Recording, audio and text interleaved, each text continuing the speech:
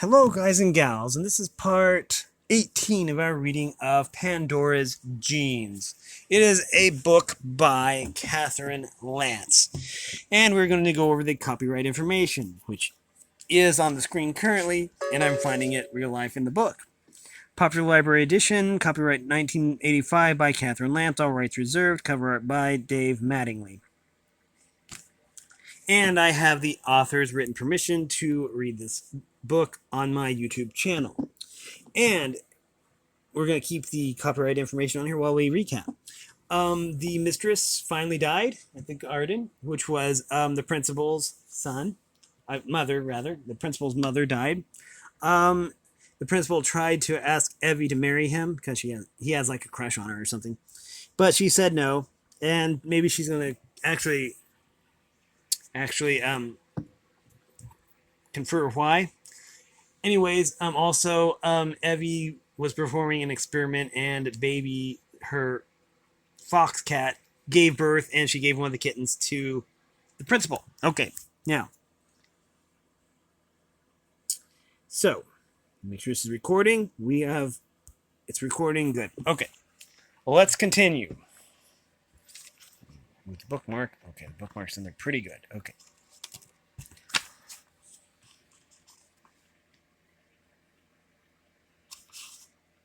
Okay.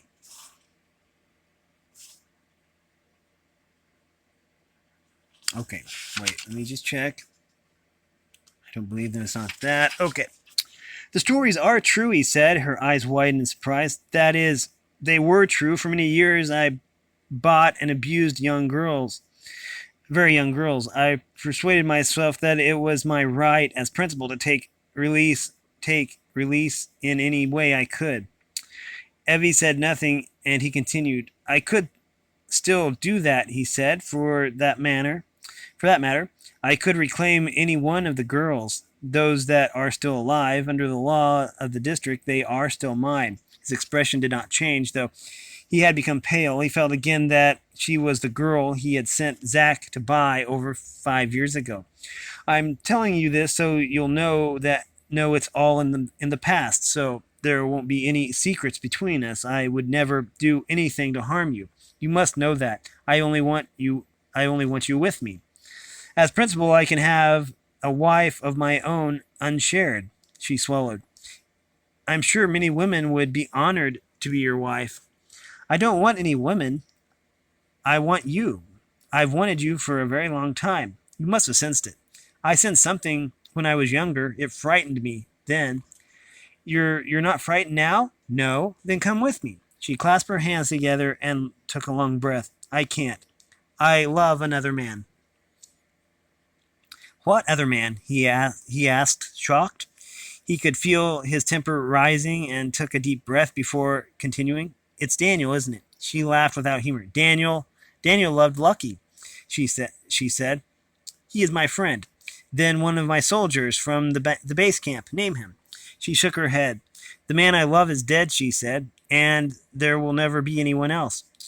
He looked at her as if through a fog, trying to understand what she was saying. Then suddenly, with a certainty that froze him, he knew the man she loved was Zach. At that moment, Katha strode into the lab. Your men have asked me to tell you that they are ready, and to remind you that you must start soon if you want to reach the capital today. He nodded impatiently and turned back to Evie. Please come with me now. You don't have to promise anything. In time, you may change your mind. Time won't change anything, she said. I can force you, he said then. I am the principal, and you are my subject. He clasped her wrist, hating himself for what he was doing, yet unable to stop. The baby fox cat jumped off his lap, hissing, and Evie pulled away, trying to free himself. Then suddenly her eyes widened, and she looked behind him in alarm. He turned to see Katha still in the doorway, both hands lifting her heavy ornate sword. Let her go, Katha cried. Katha, no! Evie wrenched herself away from the principal and darted across the room. He saw what she was after. A split second too late, his own sword, which, with his cloak and bag, had been lying by the entrance. She lifted the weapon and dropped it outside the open door. He watched in horror Was she trying to help Katha kill him? Could this somehow be a traitor plot? But Evie was now standing between him and Katha, speaking urgently. Katha, I'm all right. Please go outside. The principal is leaving. Don't provoke him.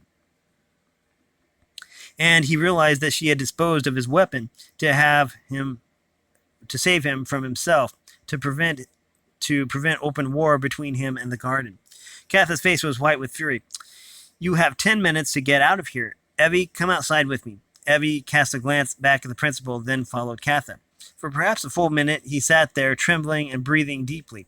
He felt a fool, disarmed by women, but he knew that Evie had done the right thing. Nothing could be worse for his larger plans than blood between him and the leader of the garden. He stepped outside where his men looked wary, and with their hands on their weapons stood ready. Katha, too, was poised for battle.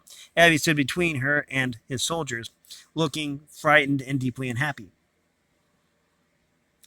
The principal took his sword from Red. We'll leave now, he said, aware of how harsh his voice sounded, and I'll not be back. He waited until his men were mounted, then climbed on his own mount. From the corner of his eye, he saw Evie give a small covered basket to Red with a whispered word. It was the fox cat, he realized. Then she approached him. He turned his mount away without another word and led the men through the yard and out of the gate. The principal was pulled back to the present by hesitant knocking. Lindy had returned with a pitcher of brew and an assortment of foods. He watched while the boy bent to clean up the ruined pieces of marble, then waved him away. He poured a full cup of brew and drained it in one long swallow. He sat at his desk, thinking to work, but his thoughts returned to the garden. In disgust, he pushed a heap of papers onto the floor, again startling the baby foxcat, which had just curled up beneath his reading lantern. He had drunk so much that he should have been dizzy, but he wasn't. The warm liquid filled him, but it did nothing to cure the complicated ache that started in his belly and had spread through his whole body. He could have anything else. He would prevail against the traitors. He would establish a great civilization to rival those of the past. When history books were again written, there would be whole chapters devoted to his works. He would have everything except what he most wanted. He brooded restlessly for a very long time. After midnight, still unable to sleep or to anesthetize himself, he called for Robin. Take this bag of metal, he said. Give me a young girl. Robin gaped at him. He had not served the principal in this way for years. What sort of girl, he asked. I don't care. All that matters is that she be young, very young, and she must have long dark hair. Pay whatever is necessary. After nearly 2 hours, Robin returned with a girl younger than Evie, but older than the children the principal had preferred in the past. The girl looked bewildered but pleased. He saw from her ankle bracelet that she was from a house of women for hire. She was pretty, and though she bore no resemblance to Evie, despite her long dark hair, he decided she would do. You may go, he told Robin. Instruct the guards not to let anyone in here, no matter what they hear. Yes, sir, said Robin. He looked terrified. The principal poured himself another cup of brew and offered one to the girl. She accepted and began to sip, looking at him with interest. What is your name? What is your name? He asked her.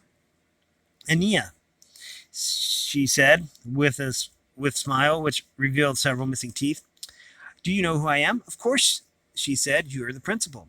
At that moment, the baby foxcat leapt onto the couch beside the girl.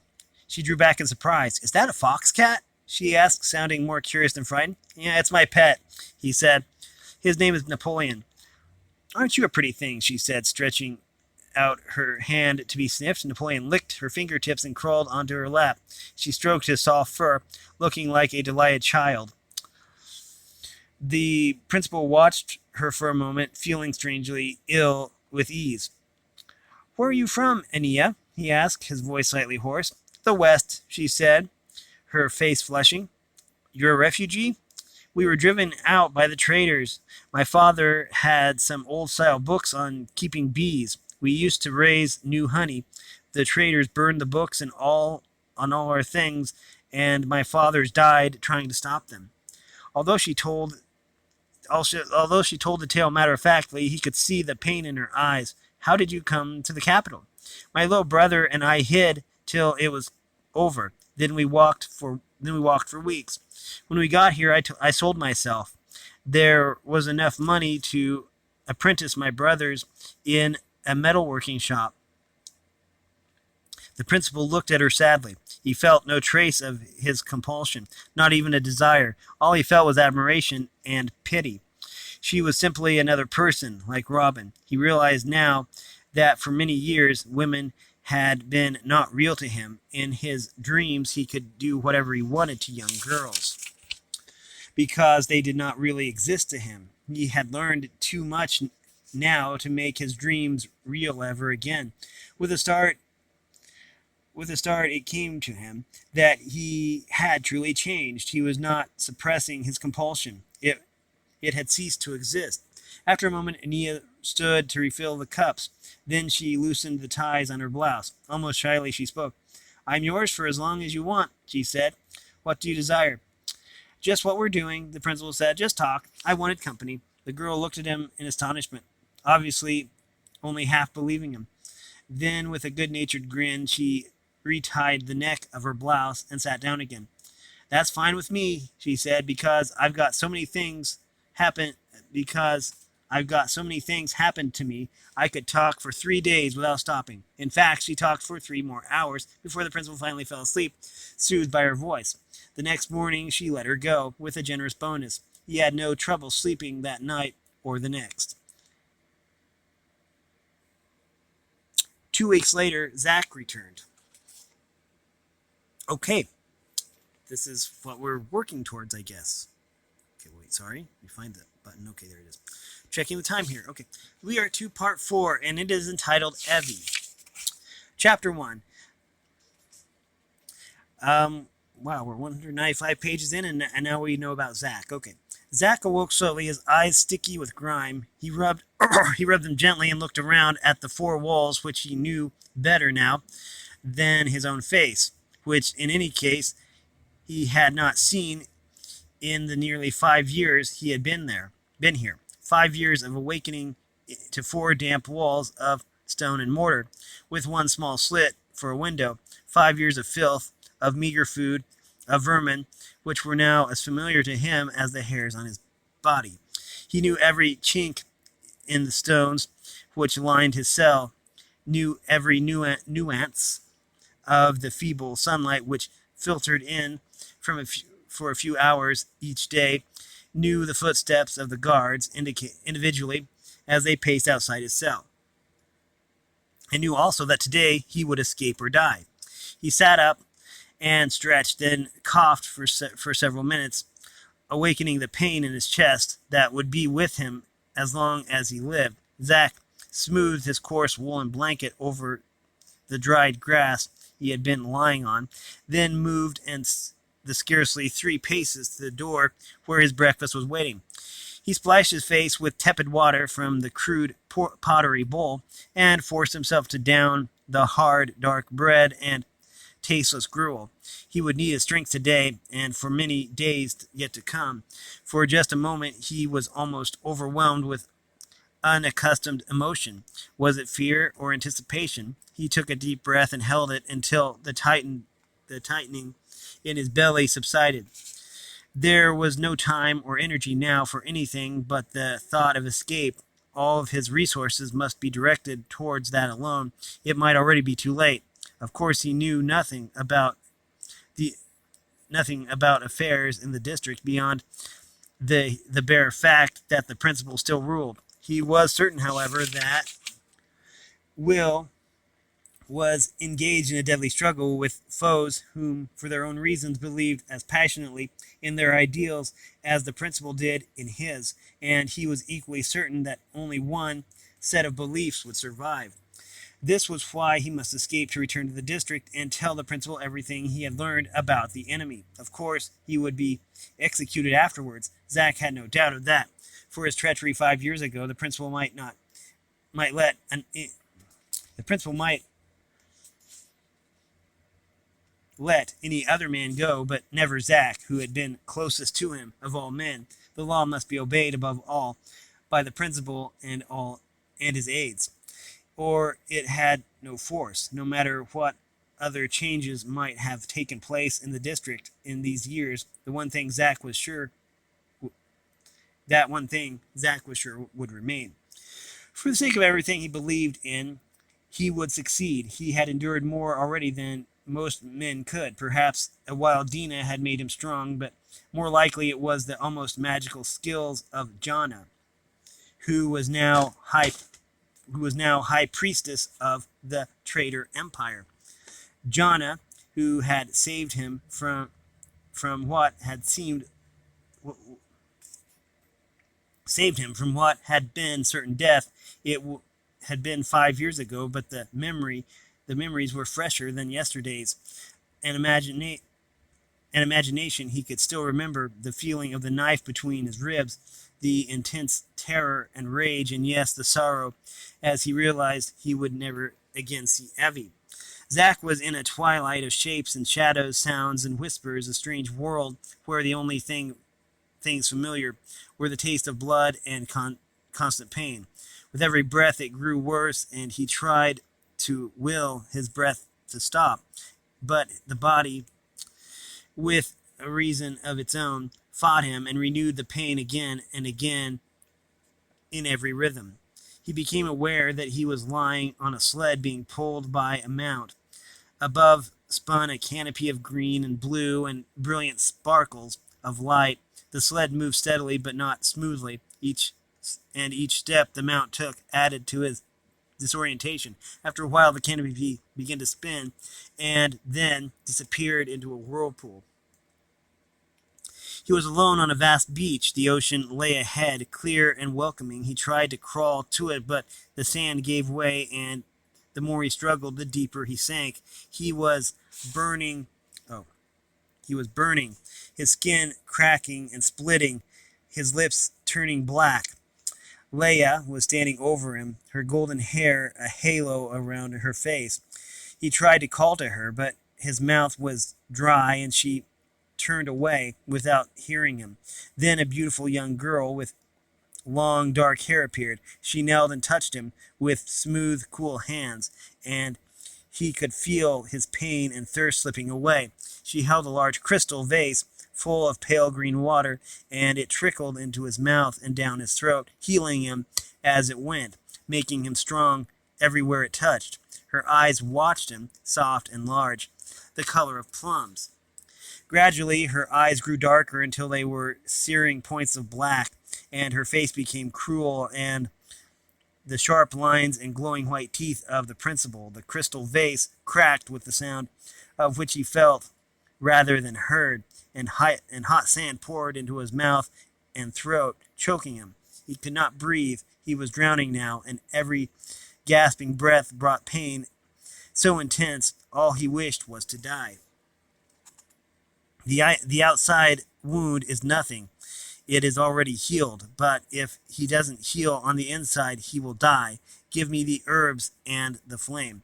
Zack felt the warmth of a nearby fire, but could see nothing. There was a scent of smoke as sharp as the feeling of bare feet on wet grass. Something touched his face, then his mouth. Breathe it in, breathe deeply. It will hurt at first, but then it will help. The smoke steamed into his lungs. He choked, then quite suddenly coughed deeply. He felt everything within his body leave with the cough. When he had stopped, the pain was so much less that his breathing came almost easily. He slept. He was inside a large tent. Above him stood a hunched figure with a misshapen face, one blue eye and one brown eye, squinting above a twisted and deformed mouth. The skin mottled red and white. The face was looking beyond him, and he became aware of how monstrous sound of a he became aware of a low, monstrous sound, as if many voices were chanting the same word over and over. The misshapen lips moved with the chanting and then fell silent, fell still. The figure looked down at him, and the strange eyes opened wide in surprise. Then the figure stood and walked quickly away, long white hair streaming behind.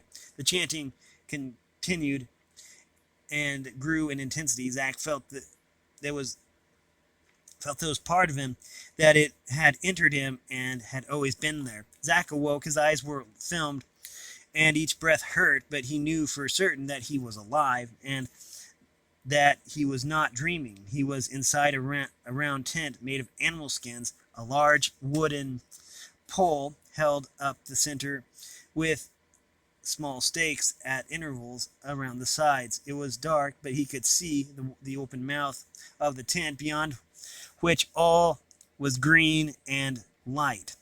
He was not alone. Behind him, voices were murmuring, but he could not hear what they were saying and didn't really care. His mind worked through a fog of confusion. He could not hope to know where he was until he understood how he had come here.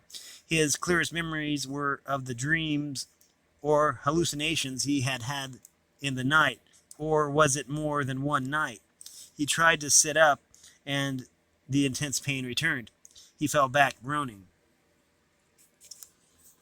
Okay, let me check. Okay, we still have plenty of time. He's awake. It was a woman's voice, strangely familiar. There was the sound of feet shuffling. Then two faces appeared above him. One of them was the monstrous, misshapen face from his dream. The other, that of a young, beautiful, a very young, beautiful man with a sparse, pale beard and tangled, curly yellow hair falling to his shoulders.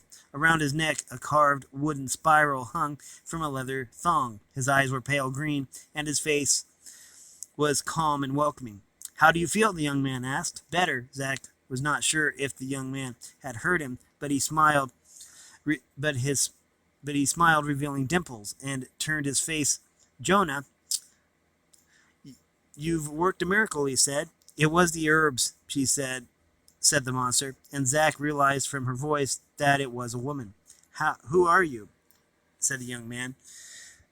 "Don't tire him, Yosh," said the woman. "Yes, of course," said the man. "We didn't think you'd live." His smile was open, his eyes so clear and intense that for a moment it reminded Zach of the principal. With every bit of strength he could draw, Zach spoke. "I am Zach, delegate of the principal." Again, he wasn't certain that he had been heard. Heard, but the man and woman looked at each other instantly. Zach knew that he had said too much, and that he should say more, but his strength was gone, and again he slept. The dreams returned, and the pain, but less biting. The young girl returned to him, with her crystal vase of water, and sometimes the principal, and his face a mask of hatred. Once the face that appeared was that of the misshapen woman, Jonah. He felt her hand on his face, and more than once scented the pungent smoke which brought relief.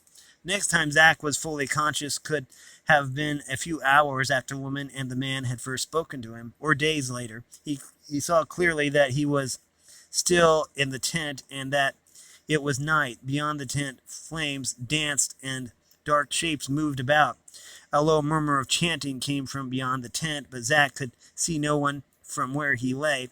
He did not dare to turn his head for fear of reviving the pain. Presently, he became aware of an intense need to cough, and fought it as long as possible, knowing the agony it would bring.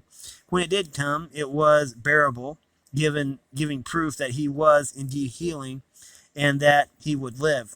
He could not remember why, but he knew that it was important for him to continue living, and with that one thought in mind, he closed his eyes, exhausted, and drifted back into the dreams that had kept him company for what seemed like his whole life. The voices were talking again. For a moment, Zach imagined that he was back in the capital, half dozing as the principal and his generals argued policy. He said he was a delegate of the principal. Then Then where's the seal ring? Said the man. He was so sick he didn't know what he was saying.